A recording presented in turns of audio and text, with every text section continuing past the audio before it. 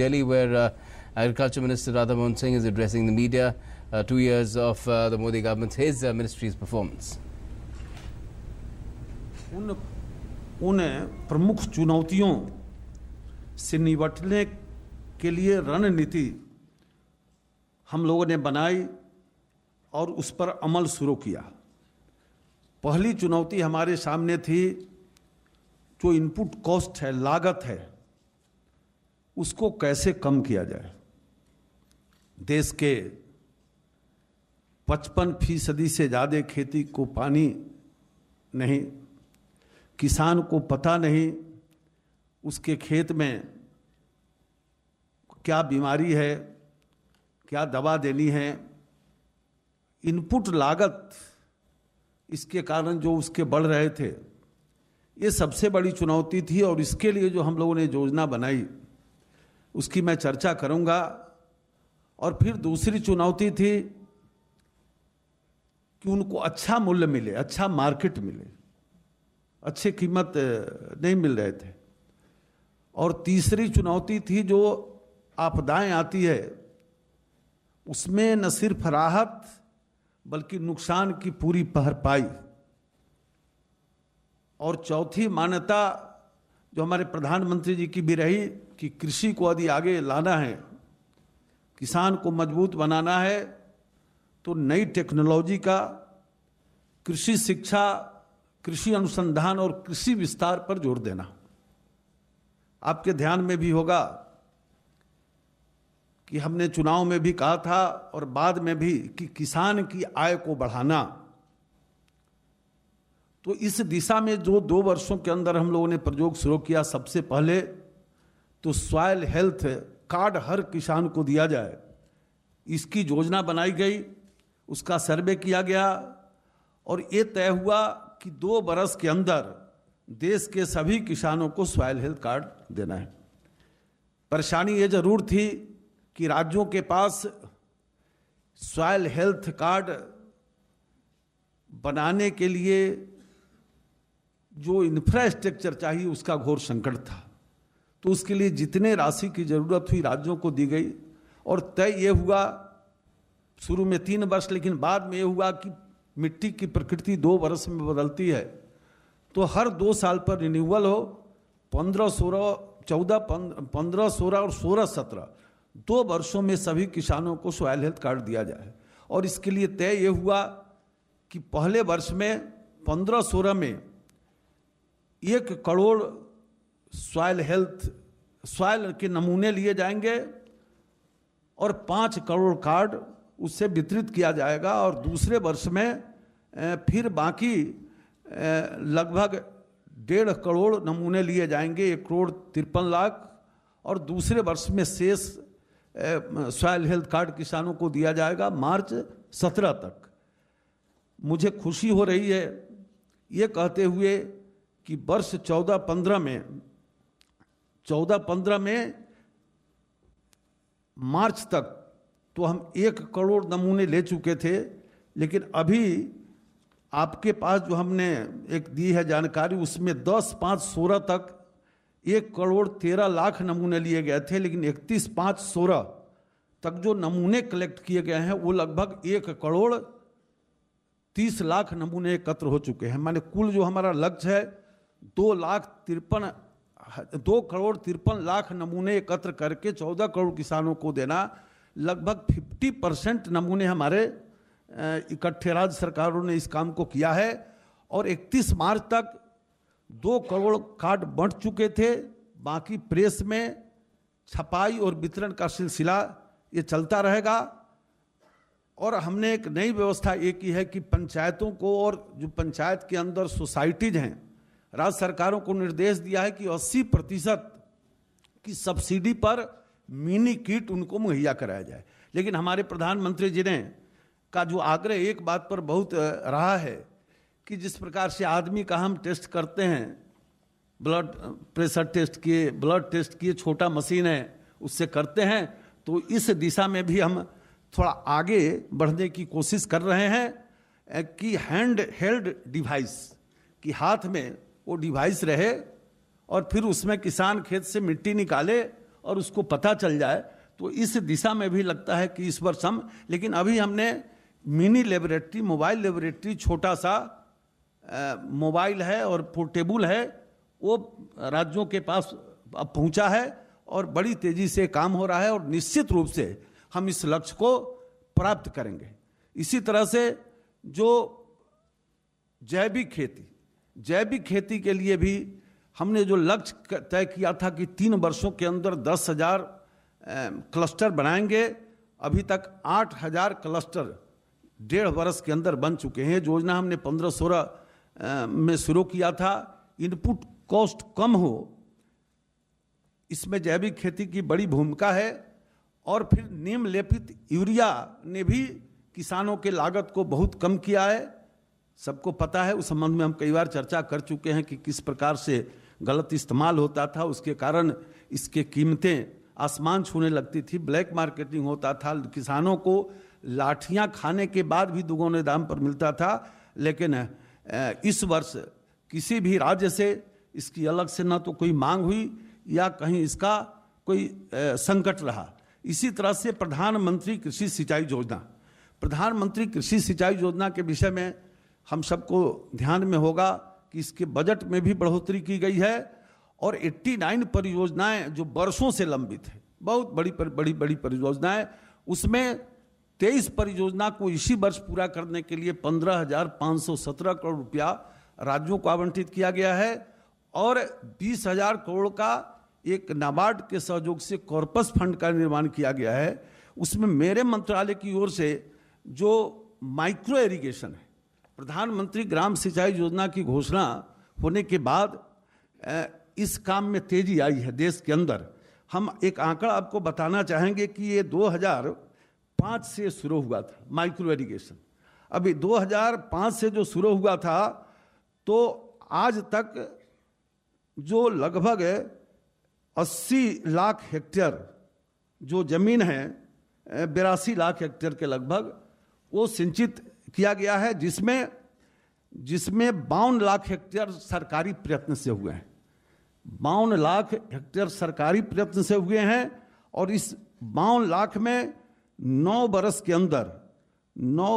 अंदर आप देखेंगे और 2 बरस के अंदर देखेंगे तो इस 2 बरस के अंदर लगभग 10 लाख हेक्टेयर में माइक्रो इरिगेशन की खेती का विस्तार हुआ है और 9 वर्षों में 42 लाख हेक्टेयर में विस्तार हुआ था।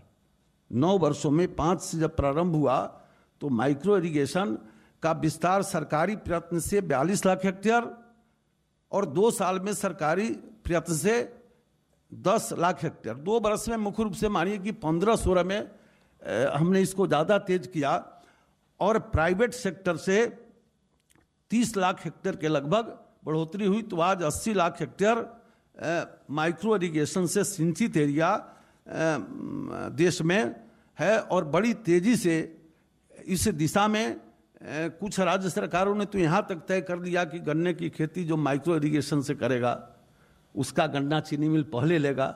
अब गुजरात राज्य जैसे राज्य में तो पहले ही से है कि गन्ने की खेती भी माइक्रो इरिगेशन से लगभग 90% लोग करते हैं और महाराष्ट्र भी इस दिशा में आगे बढ़ रहा है। तो इस प्रधानमंत्री कृषि सिंचाई योजना, फिर इसके बाद आप देखेंगे कि किसानों पर जो आपदाएं आती है और आपदाओं के कारण जो उनका नुकसान होता था तो राहत के नाम पर जो नॉर्म्स थे उसमें भारी बदलाव किया गया और उसकी चर्चा हम कई बार कर चुके हैं और विस्तार से हमने आप के पास दिया भी है कि किस प्रकार से 50% से 33% नुकसान पर 1 हेक्टेयर के बदले 2 हेक्टेयर और किस फसल के नुकसान पर कितनी राशि मिलती थी उसको 1.5 गुना बढ़ाने का काम और फिर समर्थन मूल्य भी क्वालिटी खराब होने के बाद भी उनको देना और जो प्राकृतिक आपदाओं में मृत्यु होती थी उसमें 1.5 लाख रुपये मिलते थे, उसमें अब 4 लाख रुपये मिल रहे हैं। लेकिन उसको उसकी भरपाई हो, उसके लागत की पूरी भरपाई हो, राहत तो एक मरहम का काम करता था।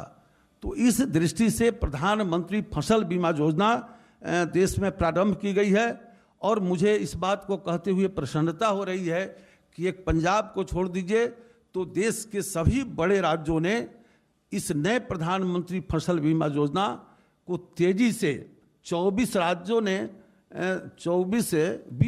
ने तो लगभग इस दिशा में बहुत आगे बढ़कर अपनी कार्रवाई कर दी है। और कुछ राज्यों में जो भी चुनाव थे, उन राज्यों ने भी, असम जैसे राज्य, तमिलनाडु, केरल जैसे राज्य, चुनाव के बावजूद भी इस प्रधानमंत्री फसल बीमा योजना को लागू करने की प्रक्रिया शुरू कर दी है। पूर्वोत्तर के राज्यों में भी 3 ऐसे राज्य हैं, असम सहित, चुनाव के बावजूद भी ये 3 राज्य वहाँ इसको शुरू किए हैं।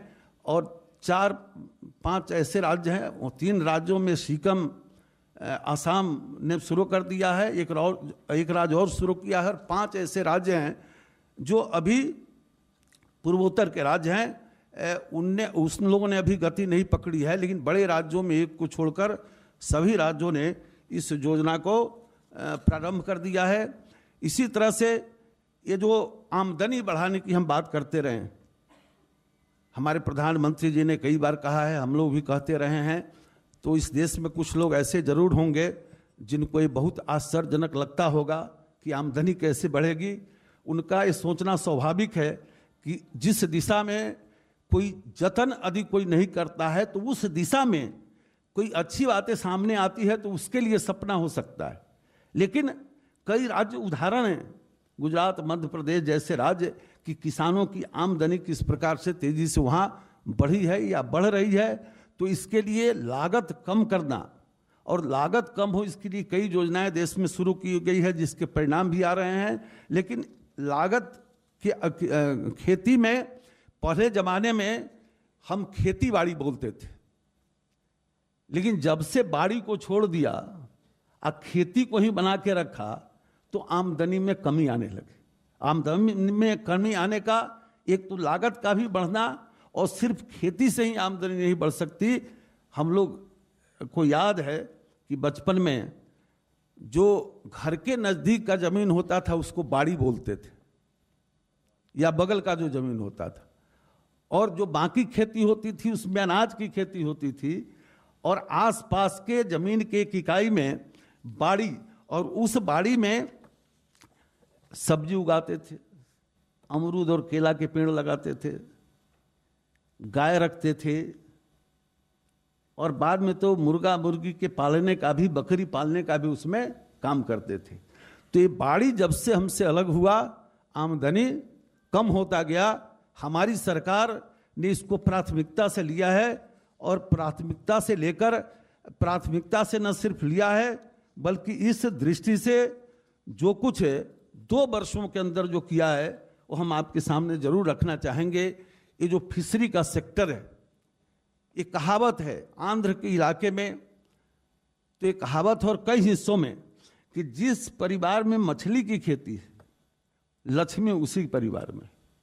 और इस दिशा में हमारी सरकार ने, हमारे खुद प्रधानमंत्री जी ने नीली क्रांति, ब्लू रिवोल्यूशन के तहत एक छतरी के नीचे जो 3 हमारी योजनाएं चल रही थी, मैरीन फिशरी, इनलैंड फिशरी और हमारा एक बोर्ड था, उसके माध्यम से तीनों को एक अम्ब्रेला के नीचे लाकर इनलैंड फिशरी और मैरीन फिशरी के क्षेत्र में जो प्रगति हुई है, उसका परिणाम आप देखेंगे कि 13-14 में यदि 95 लाख टन हमारा उत्पादन था, तो 14-15 में 101 लाख टन हुआ, और 15-16 में 109 लाख का उत्पादन, माने 7 लाख टन से ज़्यादा, 7.36 लाख की बढ़ोतरी तो इस वर्ष हुई है। इसी तरह से दूध उत्पादन में यदि देखेंगे, वार्षिक वृद्धि दर, यदि 10 वर्षों का वार्षिक वृद्धि दर देखेंगे तो विश्व का 2.2% है,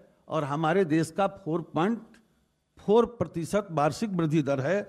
और यदि फिर आप देखेंगे 15-16 का तो 9.59% है वार्षिक वृद्धि दर, और 14-15 का अगर पीछे जाएंगे तो 6.3% हमारा वृद्धि दर है। अंडा के उत्पादन में भी 15-16 के दरमियान लगभग 82 मिलियन अंडों का अनुमानित उत्पादन हुआ है, जबकि वर्ष 14 में 78 मिलियन अंडों का उत्पादन हुआ था। तो अंडा उत्पादन की भी जो वार्षिक वृद्धि दर है हमारा 5% है। ये जो मधुमक्खी पालन है, ये मधुमक्खी पालन पर हमारा विशेष जोर नहीं था। और आप देखेंगे, जब आंकड़े देखेंगे, हमने आपको दिया भी है कि मधुमक्खी पालन से बहुत लोगों को रोजगार मिलता है। और इसके विकास के लिए 11-12 से अपने यहाँ कुछ काम जो शुरू हुआ भारत सरकार की ओर से, तो 11-12, 12-13, 13-14 3 वर्षों में हमने देखा कि 5-5.5 करोड़ रुपये इस पर खर्च किए गए। 2 वर्षों के अंदर हमने 10.82 करोड़ इस पर खर्च किए। और उसका परिणाम यह है कि शहद का उत्पादन जो अभी 15-16 में है, वो लगभग 86,500 मीट्रिक टन है।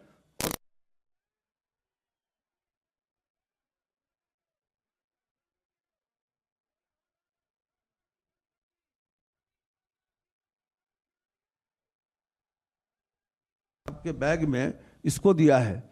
तो एक खेती के साथ बाड़ी, किसानों की आमदनी कैसे बढ़े, इस दृष्टि से प्रयास तेज हुए हैं और उसके परिणाम प्रकट होने शुरू हो गए।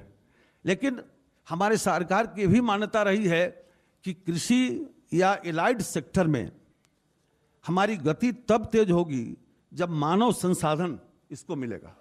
और इसी दृष्टि से 2 केंद्रीय विश्वविद्यालय, एक झांसी का, वहाँ तो पढ़ाई भी हमारी शुरू हो गई है, और दूसरा जो पूसा बिहार के अंदर है, जो पूसा यहाँ पर आया था, उसको भी केंद्रीय विश्वविद्यालय का दर्जा देने का काम इस सरकार ने किया है। और सिर्फ दर्जा ही नहीं देना, बल्कि इस पर तेजी से कार्रवाई भी हमारी शुरू हो गई है। और पहले से एक जो पूर्वोत्तर में हमारा एग्रीकल्चर यूनिवर्सिटी है या सेंट्रल यूनिवर्सिटी है, तो इस तीनों यूनिवर्सिटी के अंदर 14 नए कॉलेज, जिसमें जो 4 कॉलेज है वो प्रस्तावित है, जो नया बना है, और बाकी के 8 हमारे स्थापित हो चुके हैं। माने उसमें पढ़ाई अब शुरू हो गई है इसी 1.5-2 वर्ष के अंदर। इसी तरह से आप देखेंगे कि एक और नया हम और सेंट्रल यूनिवर्सिटी वो मेघालय के अंदर स्थापित करना चाहते हैं, क्योंकि पूर्वी राज्यों में 6 राज्य ऐसे हैं जिसमें किसी में एग्रीकल्चर यूनिवर्सिटी नहीं। तो एक सेंट्रल यूनिवर्सिटी से सभी 6 राज्य में कृषि शिक्षा का विस्तार वो संभव नहीं है। तो एक दूसरा सेंट्रल यूनिवर्सिटी भी हम इसी वर्ष और स्थापित करने वाले हैं। उसके बाद 4 सेंट्रल यूनिवर्सिटी एग्रीकल्चर के देश में हो जाएंगे। एक्सटेंशन के दृष्टि से आप देखेंगे, हम तो राज्यों के माध्यम से, आत्मा के माध्यम से इसको करते हैं, लेकिन जो कृषि विज्ञान केंद्र देश के अंदर है, देश के अंदर जो कृषि विज्ञान केंद्र हैं, जो 643 कृषि विज्ञान केंद्र हैं, इन कृषि विज्ञान केंद्रों को की मजबूती के लिए पिछले बार जब इसी प्रकार से हम बैठे थे तो हमने बताया था कि कैबिनेट ने 3,000 करोड़ रुपये की राशि इसके लिए मंजूरी दी है अगले कुछ वर्षों के लिए। तो उसके कारण जो एक्सटेंशन का काम है उसमें हमने 6 नए केवीके स्थापित किए और 49 नए केवीके खोलने के प्रस्ताव हमें राज्यों से आ गए हैं और 20 के लिए तो जगह भी चयन हो गया। हमारा लक्ष्य है कि हम 50 इस वर्ष खोलें, क्योंकि देश के अंदर जो कई नए जिले बने उसमें केवीके नहीं है। 6-7 ऐसे पहाड़ी जिले हैं उसमें केवीके नहीं है, और जो देश के अंदर कुछ बड़े जिले हैं वहाँ भी केवीके नहीं है। तो इस वर्ष हमारा लक्ष्य 50 केवीके खोलने का है। राज्यों से जमीन लेना पड़ता है, अभी तक 20 के प्रस्ताव आ चुके हैं। राज्यों ने यदि सहयोग दिया तो इस काम को भी हम निश्चित रूप से पूरा करेंगे।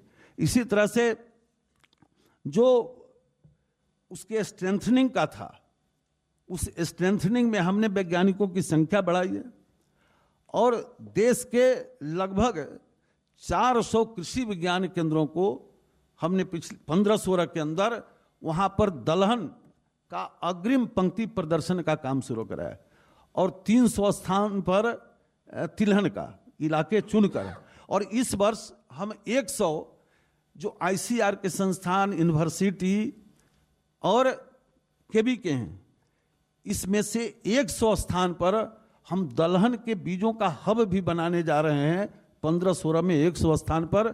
और जो हमारे कृषि विज्ञान केंद्र है उसका काम तेज हो, इसलिए इस वर्ष से हमने 50 लाख रुपया प्रतियोगिता के लिए रखा है कि जो कृषि विज्ञान केंद्र ज़्यादा काम करेगा विस्तार का, उसको हम पुरस्कार देंगे। वो पुरस्कार किसी वैज्ञानिक को नहीं मिलेगा, उसके भी को राशि मिलेगी ताकि और अपना काम और तेजी से कर सके।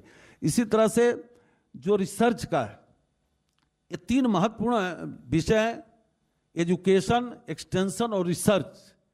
रिसर्च के मामले में हम सब लोग बार बार सुनते भी रहे हैं, आज भी प्रेजेंटेशन में ये बात आई है कि सिर्फ ये कहीं IAR था, इसी प्रकार के 2 की स्थापना हो रही है। और इस रिसर्च ने हमारी इतनी मदद की है इस बार कि इस वर्ष सूखा ज़्यादा था, हम सबके ध्यान में होगा कि सूखा इस बार पिछले वर्ष की तुलना में बहुत ज़्यादा था। लेकिन इस सूखा की घड़ी में भी हमारे वैज्ञानिकों ने, देखिए 14-15 का सूखा -12 था, 15-16 का -14 था, सूखा ज़्यादा था, बावजूद इसके उत्पादन पिछले वर्ष से कम नहीं हुआ। माने थोड़ा ऐसा जो अग्रिम तृतीय अग्रिम अनुमान है। और इसमें हमारे देश के वैज्ञानिकों का, किसानों का परिश्रम तो है ही, लेकिन देश के हमारे वैज्ञानिकों ने जो पिछले 2 वर्ष के अंदर जो नई किस्में, उन्नत किस्में जारी की थी, उसके अलावे सूखा और बाढ़ रोधी अनाज के 19 किस्में, दलहन के 20 और तिलहन के 24 किस्में हमारे वैज्ञानिकों ने जारी किए थे। और राज्यों को भारतीय बीज निगम के माध्यम से ये बीज मुहैया कराए गए थे। तो रिसर्च के दिशा में हमारे वैज्ञानिक भी तेजी से काम कर रहे हैं और इसके लिए हम एक समन्वित कृषि विकास शोध केंद्र की भी स्थापना हम किए हैं अभी IRI के अलावे। और इसी तरह से बायोटेक्नोलॉजी पर भी एक रांची के अंदर एक नए इंस्टीट्यूट की स्थापना हुई है, उसका काम शुरू हुआ है। तो इस दिशा में भी सरकार तेजी से प्रयत्न कर रही है और सरकार की मान्यता है और मान्यता के कारण भी हैं। आज हम लोग सौभाग्यशाली हैं कि आज जो देश के प्रधानमंत्री हैं वो एक राज्य के मुख्यमंत्री भी रहे हैं और विज्ञान और नई टेक्नोलॉजी के सहारे कृषि को चरम पर पहुंचाने का काम किया है। तो इस दिशा में भी सरकार ने अपने पहल तेज की है और हम निश्चित रूप से देश के किसानों को और अपने वैज्ञानिकों को भी बधाई देना चाहेंगे कि 2005-06 में, जहाँ तक मुझे स्मरण आ रहा है, -13 वर्षा हुई थी, -13, 5-6 में यदि साल हमको ठीक से याद है। और उत्पादन 13-14-15 में -12 हुआ, 4.5% की कमी आई। और इस बार -14 था, बावजूद भी कमी नहीं आई। इसलिए हम देश के किसानों और राज्य सरकारों को भी सहयोग किया है और देश के वैज्ञानिकों के प्रति हम आभार प्रकट करना चाहेंगे कि विपरीत परिस्थिति में भी परिश्रम को पराकाष्ठा पर ले जाकर उत्पादन में कमी नहीं आने दिया। इसके लिए हम सबके प्रति आभार व्यक्त करते हैं, सभी किसानों के प्रति, वैज्ञानिकों के प्रति। धन्यवाद।